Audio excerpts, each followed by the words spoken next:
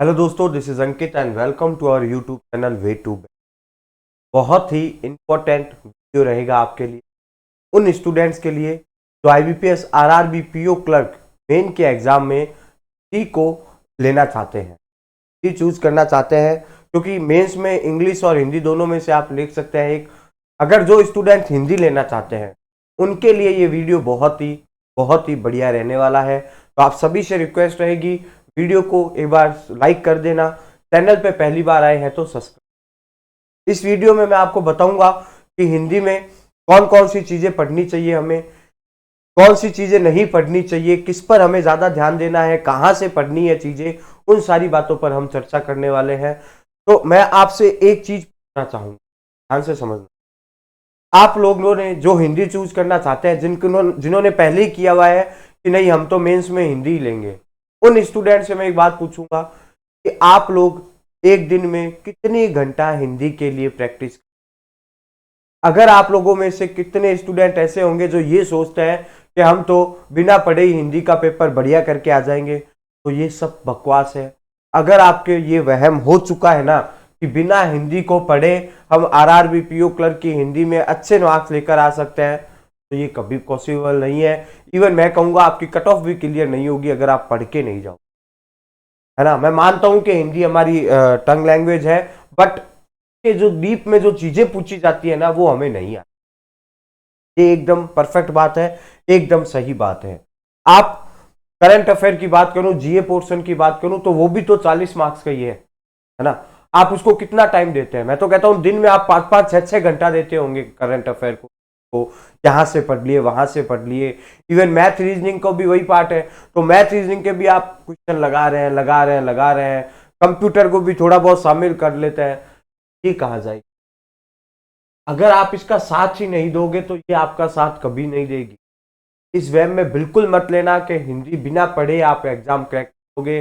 अगर आपने हिंदी चूज कर रखी, पढ़ना ही पड़ेगा इसको, बिना पढ़े आप बिल्कुल भी इसमें मैं कहता हूं आप पर्टिकुलर जो सेक्शनल वाइज कट ऑफ होती है ना, आप उसको भी क्लियर नहीं कर पाओगे। ये एक परफेक्ट चीज है, ध्यान रखना। बहुत ही डीप नॉलेज आपको दे रहा हूं हिंदी के लिए। तो मेरा आप सभी से यही रिक्वेस्ट है कि आप लोगों को क्या करना है, एक शेड्यूल बनाना है हिंदी के लिए। जो चीज आप जीए, मैथ, रीजनिंग, कंप्यूटर में कर रहे हो, उतना ही समय आपको हिंदी के लिए देना पड़ेगा अगर आप इसमें स्कोर बढ़िया करना। करंट अफेयर आप लोग 4-5 वेबसाइट से पढ़ते हो, यहां से वहां से सब जगह से पढ़ते हो, लेकिन फिर भी 90% स्टूडेंट ऐसे होते हैं। देखो, मैं ध्यान से समझना, बहुत इंटरेस्टिंग चीज बता रहा हूं और जो फैक्ट है, क्योंकि मेरे साथ भी यही हुई थी। 100% स्टूडेंट फॉर्म भरते हैं, उसमें से मान लो आपने जो एग्जाम देने जाते हैं, ठीक है, मेंस का एग्जाम देने गए, उन्होंने मतलब 100 में से 50% स्टूडेंट ऐसे थे जिसने करंट अफेयर की जमकर तैयारी की है। मतलब उसको पिछले 8-9 महीने का कुछ भी पूछ लो, किसी भी वेबसाइट का, fair cloud, study IQ, whatever, कुछ भी पूछ लो, उसको याद है। लेकिन जब वो एग्जाम देने जाता है और जब वो वापस आता है, तो ऐसे 90% स्टूडेंट होंगे जिनके मुंह से एक ही बात निकलती है कि करंट अफेयर टफ आया था, क्या पूछा हमें पता नहीं।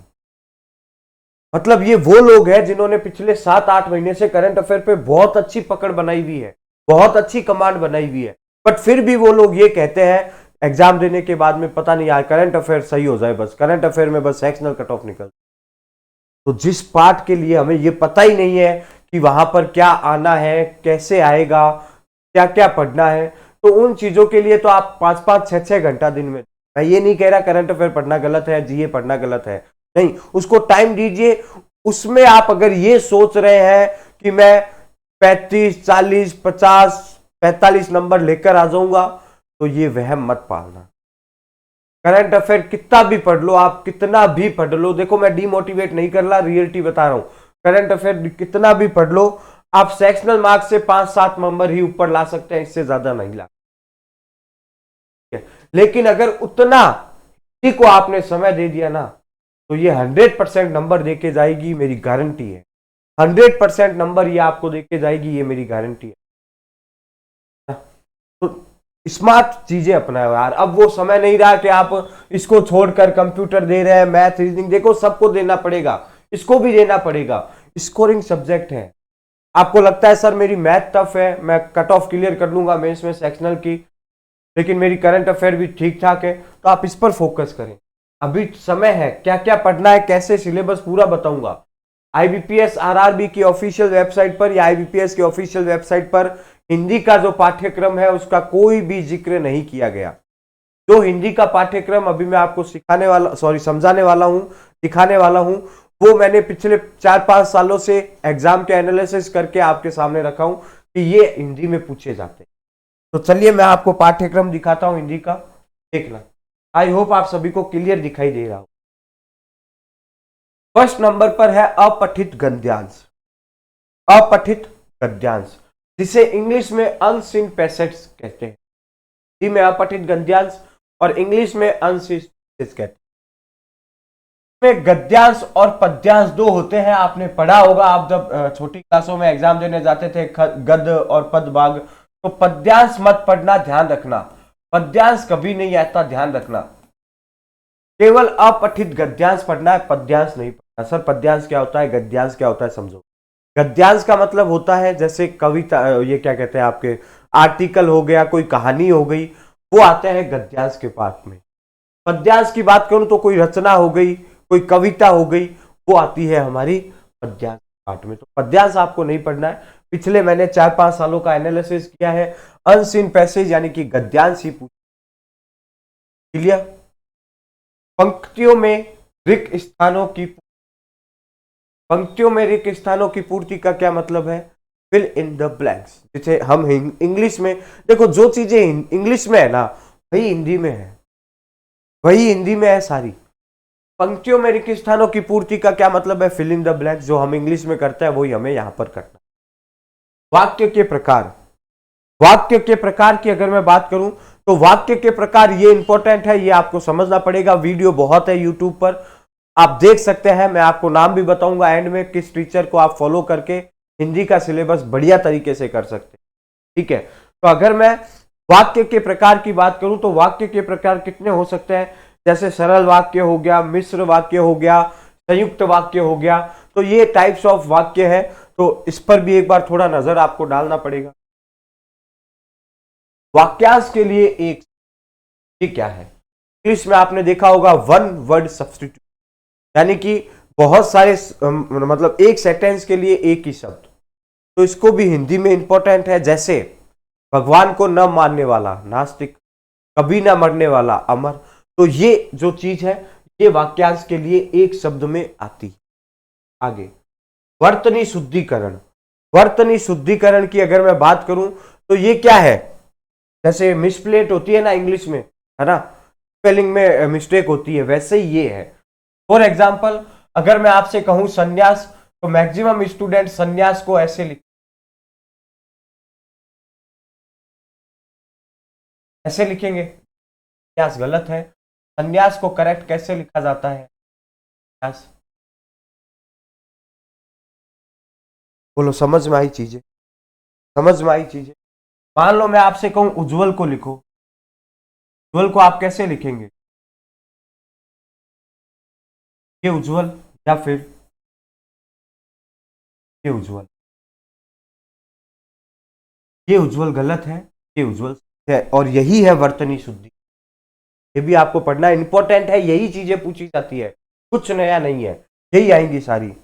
मुहावरे और लौकिक, मुहावरे और लौकिकता, क्या बात है, ये भी इंपॉर्टेंट चीज है, मुहावरे और लौकिकता। जैसे ईद का चांद होना, कोई आदमी कभी कभी दिखता है तो उसे ईद का चांद कहता है। कमर कसना यानी कि तैयार हो जाना, कहते हैं ना आप कमर कस लो, अब एग्जाम आने वाले हैं, यानी कि अब तैयार हो जाओ, तो वही है। आंखें दिखाना, मतलब ये सारी चीजें ये यही है, लोकोक्ति मुहावरे है ना। इतना घड़ा होना, जैसे बात का असर ना होना, किसी बात का असर ना होना, तो ये सब लोकोक्तियां और मुहावरों के टाइप्स है। समानार्थी शब्द की बात करूं, इंग्लिश में जिसे आप सिनोनिम कहते हो, उसे समानार्थी शब्द हिंदी में कहा जाता है, और इसका भी एक हिंदी में सब्स्टिट्यूट है जिसे पर्यायवाची। अब पर्यायवाची मतलब ऐसा नहीं है कि सिंपल पर्यायवाची आएंगे, बढ़िया लेवल के पर्यायवाची आएंगे। अगर आप पीओ की बात करें तो थोड़े अच्छे लेवल के, क्लर्क की बात करें तो थोड़े कम लेवल। ठीक है, वाक्य कर्मगत की बात करूं तो आप इंग्लिश में जिसे पैराजम्बल नाम से जानते हैं वो यहाँ पर वाक्य कर्मगत है, यानी कि 4-5 आपको लाइनें दी जाएगी हिंदी में, उनको सही सीक्वेंस में अरेंज करना है, दैट इज कॉल्ड एज वाक्य। नेक्स्ट, विपरीत सार्थक शब्द क्या है? विपरीत सार्थक शब्द क्या होते हैं? विलोम शब्द होते हैं, जिसे विलोम शब्द कहते हैं और जिसे इंग्लिश में एंटोनिम नाम से जानते हैं। रात का दिन, बड़ा का छोटा, ये तो एक कॉमन है, लेकिन ऐसे नहीं, बढ़िया लेवल के पूछे जाते हैं। वाक्य शुद्धिकरण, जिसे हम सेंटेंस इंप्रूवमेंट के नाम से जानते हैं, वो यहां पर वाक्य शुद्धि। जैसे मैं बोलता हूं हम खाना खा रहे हैं, या मैं खाना खा रहा हूं, मतलब इस टाइप से आपको ये मतलब वाक्य शुद्धिकरण के प्रकार होते हैं। शब्द के प्रकार, ये इंपॉर्टेंट है, यहां से क्वेश्चन बनते हैं। शब्द के प्रकार को भी आपको ध्यान रखना है दोस्तों, यहां से भी बहुत सारे क्वेश्चन पूछे जाते हैं। समझ में आ गई बातें? समझ में आ गई? जैसे तत्सम हो गया, तद्भव हो गया, ये शब्द के प्रकार होते हैं, यहां से भी। तो हिंदी का जो मेन टॉपिक है ना, 1 2 3 4 5 6 7 8 9 10, मतलब ये 11 चीजें अगर आपने पढ़ लिए ना अच्छे से, तो आप 30+ स्कोर करके आओगे। बस यही पढ़ना, इसके अलावा कुछ भी नहीं आता, ठीक है? आप अलंकार पढ़ रहे हो, संधि पढ़ रहे हो, वो नहीं आती भाई। वो पिछले जितने भी आरआरबी के एग्जाम हुए हैं, कोई 1-2 क्वेश्चन कभी कुछ पूछ लिया तो पूछ लिया, बाकी परफेक्ट जो देखो, परफेक्ट सिलेबस तो आईबीपीएस की वेबसाइट में भी। ये सिलेबस कैसे बनाया मैंने? लास्ट ईयर के कुछ एग्जाम का एनालिसिस कर। तो अगर आप इतना भी पढ़ लेते हैं ना दोस्तों, तो 30+ लाने की जिम्मेदारी है। 30+ तो डेफिनेटली आ ही जाएंगे। हिंदी में अगर आप 30+ लेके आते हो, मैथ रीजनिंग में मान लो, पीओ की बात कर रहा हूं मैं, आरआरबी पीओ, हिंदी में मान लो 30 नंबर आ गए हमारे, 30, ठीक है? और मैथ और रीजनिंग मिला के मान लो ज्यादा से ज्यादा, चाहे कितना ही कमजोर हो, आप 40 नंबर तो लाओगे ही लाओगे भाई। 20-20 नंबर तो मैथ रीजनिंग में लाना ही लाना पड़ेगा, है ना? तो कितने हो गए? 70। और कितने का? 20 नंबर का होता है कंप्यूटर, तो उसमें 15 नंबर आप मान लो लेकर आ गए, ठीक है? और 15 नंबर मान लो आप लेकर आ जाते हो, 15 से 20 नंबर, 20 नंबर मान लो करंट अफेयर में लेकर आ गए, ठीक है? हिंदी हो गया, और हिंदी हो गया, और रीजनिंग और दोनों मिलाकर 40 मान लो। ये तो देखो एकदम मतलब मिनिमम चीजें मैं लेके चल रहा हूं। तो कितने मार्क्स आ गए आपके यहां पर? ये 7 4 और ये 105। अगर आप आरआरबी पीओ के एग्जाम में 105 नंबर लेके आते हैं 100% एक्यूरेट के साथ, तो आपका सिलेक्शन होने से कोई नहीं रोकता, ध्यान रखना। बस यही है स्मार्ट अप्रोच जो मैंने आपको बताई। एक ही चीज पर फोकस ना करें कि केवल करंट अफेयर के पीछे पड़े हैं, अरे वो क्या आएगा क्या नहीं उसका नहीं पता, लेकिन इसका तो फिक्स है। तो अपने स्कोर को यहां कन्वर्ट करें कि नहीं, हमें हिंदी से बढ़िया स्कोर करना है। करंट अफेयर कहीं से भी पढ़ लो, चाहे कितना भी पढ़ लो, वो आपकी किस्मत पर है। किस्मत अच्छी होगी तब भी बढ़िया कर पाओगे, अदरवाइज नहीं कर। मैंने जब मेंस का एग्जाम दिया था तो मैंने भी यही गलती की। मुझे ये वहम हो गया था कि यार हिंदी तो हमारी मदर टंग है, हम तो हिंदी उड़ा के आ जाएंगे, हिंदी तो हमारी मदर टंग है, हम तो हिंदी करके आ जाएंगे, हिंदी क्यों पढ़नी भाई। तो मैं मेरे केवल 7 नंबर आए थे। देखो जो रियलिटी है वो बता रहा हूँ, है ना, कुछ छुपाना नहीं चाहता। 7 नंबर आए थे हिंदी में। मुझे ऐसा लगा कि अगर मैं इंग्लिश चूज करता तो ये 7 से डबल तो 100% हो जाता, है ना? क्यों? क्योंकि मैंने पढ़ा ही नहीं भाई, मैंने कभी गौर ही नहीं किया ये क्या है, लोकोक्तियां, समानार्थी शब्द, ये वाक्य शुद्धिकरण, कभी मैंने गौर नहीं किया। वजह से उसका परिणाम भी यही मिला मुझे। तो आपको ये भूल नहीं करनी है, बढ़िया तरीके से हिंदी की तैयारी करें। मैं आपको आने वाले वीडियोस में बताऊंगा कि किस टीचर को आप फॉलो करो, और मेरा प्रयास यही रहेगा कि आपको इसी प्लेटफॉर्म पर एक हिंदी का टीचर प्रोवाइड करूं जो कि आपको इन सभी चीजों के बारे में नॉलेज दे। तो इस वीडियो को शेयर करना, चैनल को सब्सक्राइब करना, ऐप को डाउनलोड कर लेना। और ऐप में हमारे पेड कोर्सेज लॉन्च हुए हुए हैं बहुत ही कम प्राइस में। मैथ रीजनिंग को अगर आप बेसिक से उठाना चाहते हैं तो वो कोर्स जरूर परचेज करें। जय हिंद।